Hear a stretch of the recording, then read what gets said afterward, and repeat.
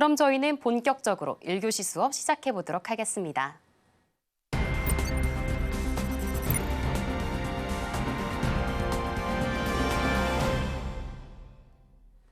저희 13시 투자스쿨은 유튜브 서울경제TV 통해서도 시청하실 수 있습니다. 채팅창도 많은 참여 부탁드릴게요.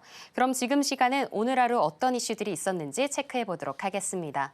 가장 첫 번째 이슈는 가상화폐 관련입니다. 어제 비트코인이 10만 달러를 사상 최초로 돌파했다는 소식 전해드렸습니다. 현재는 큰 낙폭을 그리다가 9만 7천 달러대에서 지나가고 있습니다. 관련해서는 전문가님께 잠시 후에 여쭤보도록 하겠습니다. 이어서는 또 다른 이슈로 AI 올라왔습니다. 앞서도 말씀드렸던 것처럼 계엄령 이후에 정치 관련 이슈들에 따라서 이 주가 움직임이 주목되고 있는데요. 현 정부와 잦은 마찰을 겪었던 이 카카오가 일제히 주목을 받고 있습니다. 이와 관련해서 지금 바로 전문가님께 여쭤보도록 하겠습니다.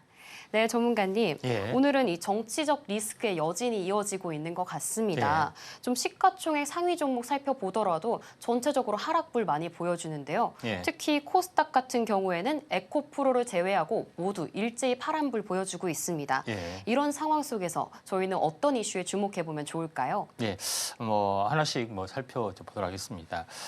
첫 번째 부분의 이슈 부분들은 정부가 현재 2026년 반도체, 로봇, AI 기술 경쟁 투자를 대폭 누린다 하는 부분이고 AI 관련된 정책 부분들을 본격적으로 펴기로 했고 또 12월에는 국가 바이오 위원회 이거 이제 발족도 있는 그런 상황이 됐는데 지금은 어떻게 보면은 이번 주 탄핵 국면 때문에 이런 것들이 올 수도 없, 또 차질 이런 것들이 좀 될 수가 있는 그런 상황이 연출이 되고 있습니다.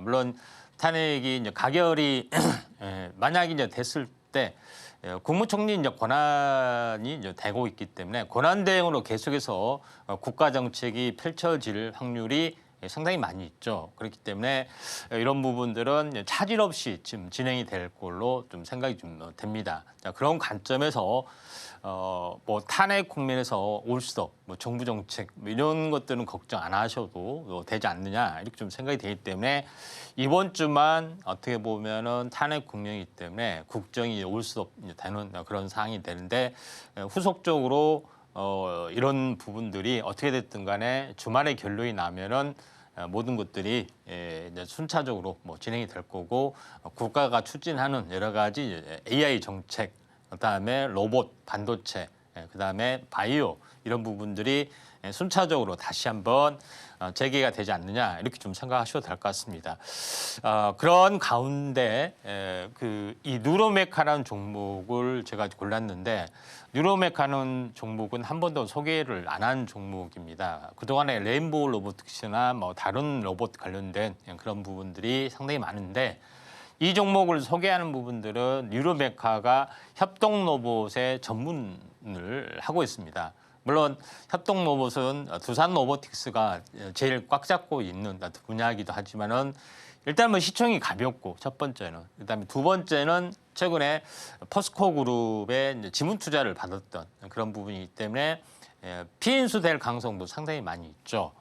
그런 부분이고 휴머노이드 로봇이 되기 전에 가장 보편적으로 지금 중소기업이나 아니면은 F&B 시장에서 가장 상용화되기 좋은 부분들이 로봇팔 이런 부분이죠. 그래서 이게 이제 협동 로봇에 대한 건데 이 부분에 대한 시장이 가장 먼저 상용화가 좀 진행이 될 수 있는 그런 건데 이쪽 관련된 부분에서 대장주 역할을 볼 수가 있습니다.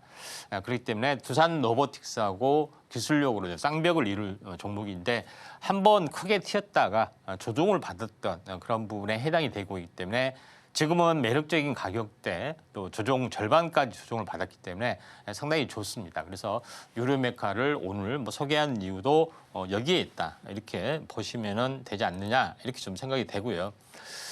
두 번째 부분에서는 비트코인 시총이 전 세계 자산 순위 7위로 올라와 있다. 그런 뉴스를 많이 이제 들어보셨을 겁니다. 근데 제일 중요한 것은 전 세계 금 자산의 11%다. 이제 왜 이게 중요하냐면은 제가 얼마 전에도 이야기를 했지만은 디지털 금이다, 디지털 시대 금이다고 많이 알려졌고 또 파월 의장도 이거는 현재 디지털 금왕과 같다, 금과 같은 속성을 가지고 있다 하는 것이 좀 있죠. 근데 시총이 금과 비교했을 때 11%인데 디지털 금이면은 금의 시총하고 같아야 된다는 얘기죠. 당연히 이걸 거꾸로 환산하면은 지금 가격이 10배가 올라야 된다 하는 논리하고 같습니다. 이제 그런 부분이 첫 번째가 좀 있고, 두 번째 부분들은 뭐냐면은 금은 생산량이 이제 한계가 있죠. 갑자기 생산하는 것이 아니기 때문에 서서히 약간 늘어나는 거. 그다음에 없어진 보관 어떤 그런 것 때문에 없어진 부분들도 있고 또 산업용으로 소모하는 부분들도 없지 않아 있다. 그래서 거의 늘어나지 않는 어떤 총액이 정해진 그런 부분이 이제 해당이 되죠.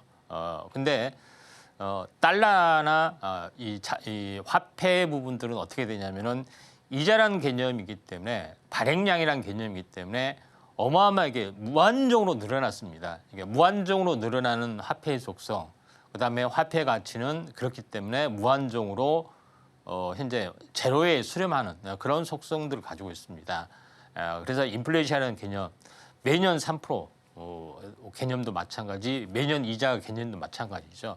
그런데 비트코인이라는 개념은 딱 1,200만 개로 정해지기 때문에 이건 더 늘어나지 않고 무한정 쪼개질 수가 있습니다. 0.0001비트, 0.02, 뭐 10개 비트. 그러니까 가격이 무한대로 늘어나고 또 1비트는 무한대로 쪼개지는 그런 속성들이 있다 이렇게 보시면 되는데 결국은 시총의 측면을 봤을 때 이런 논리이기 때문에 저는 항시 우상향 무한대로 간다. 항시 주장하고 당장은 10배 정도의 가치가 존재를 하고 중장 기준은 100배의 가치 이상 현재 실현이 될 수 있고 달러를 대체하게 되면은 현재 돌아가는 모든 달러의 어떤 시총만큼 올라가는 것이 정상이다.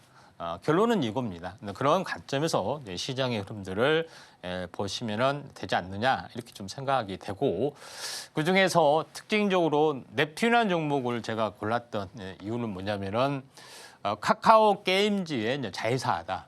그리고 첫 번째는 카카오의 메타버스와 가상화폐에 관련된 실질적인 어떤 사업을 추진하고 있는 또 숨어 있는 업체이기도 하고 또 유일하게 카카오 그룹주 중에서 안 오르는 기업이 넵튠이다 이렇게 보시면 됩니다. 그런 관점에서 보실 필요가 있는데 지금은 이제 차트로 보면은 삼각 수렴령의 흐름에서 전혀 움직임이 없죠. 그런 부분이 좀 해당이 되고 있기 때문에 넵튠을 뭐 이 카카오 그룹주 중에서 유일하게 상승하지 않는 종목으로 소개를 좀 해드리는 그런 부분이다. 이렇게 보시면 될 것 같습니다. 세 번째 이제 부분에서는 오늘 뭐 뉴스 다 익히 알고 계시겠지만은 7일 날 오후에 표결이 좀 진행이 되고 있다 이렇게 좀 생각이 되는데 아무튼 이 한동훈 대표도 찬성으로 약간 돌아선 부분이 있기 때문에 통과 가능성이 조금은 많이 있습니다.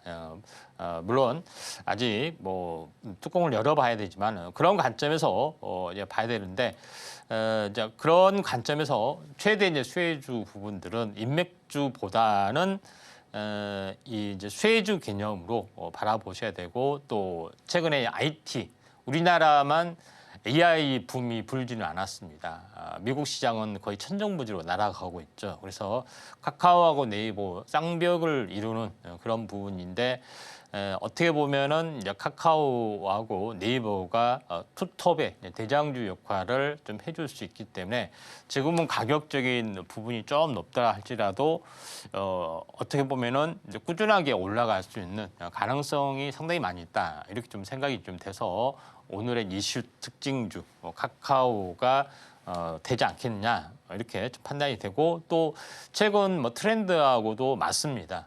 그게 모멘텀이 어디서 그다음에 내년에 카나나라는 AI 에이전트 좀 대비를 좀 하고 있는 그런 상황이다 이렇게 좀 생각이 돼서 다시 한번 카카오에 대한 모멘텀이 네이버와 함께 확실히 좀 살아나면서 우리나라의 AI의 투톱이 완성이 되지 않느냐 이렇게 좀 생각하셔도 될 것 같습니다. 네 번째 부분의 어떤 입장에서 보면은 어제도 좀 다뤘지만은 5.11 시장이 미국, 중국의 어떤 시장하고 역전이 됐다. 상반기에 상당히 우려를 많이 좀 했습니다. 근데 3분기에 보니까 다시 한번 이렇게 추세를 벌리면서 재역전을 좀 하고 있다 하면서 반전이 좀 있다. 이런 뉴스가 최근에 나와주고 있기 때문에 삼성하고 LG하고 디스플레이 분야에서 기술적 격차를 더 벌려주는 그런 극적인 재역전이 지금 진행이 되고 있고 새로운 디바이스 기기 이 부분들 새로운 시대에는 항시 새로운 디바이스가 나와주는데 자율주행뿐만이 아니라 AR 기기, XR 기기 또 여러 가지 또 부분에 첨단 부분들이 많이 있기 때문에 마이크로 OLED, 초종밀 OLED 시장이 좀 커질 가능성이 상당히 많이 있어서 어떻게 보면은 AI 시대의 마지막 어떻게 보면은 인프라의 정점이 OLED이지 않겠느냐 이렇게 좀 생각이 돼서 오늘 OLED의 어떤 흐름에 대해서 다시 한번 좀 짚고 넘어가는 게 좀 좋을 것 같습니다. 지금 바로 구독을 눌러보세요. 실시간 경제 뉴스, 투자 전문가들의 다양한 시황과 정확한 분석, 또 알찬 투자 정보까지 신뢰할 수 있는 저희 서울경제TV와 함께하세요.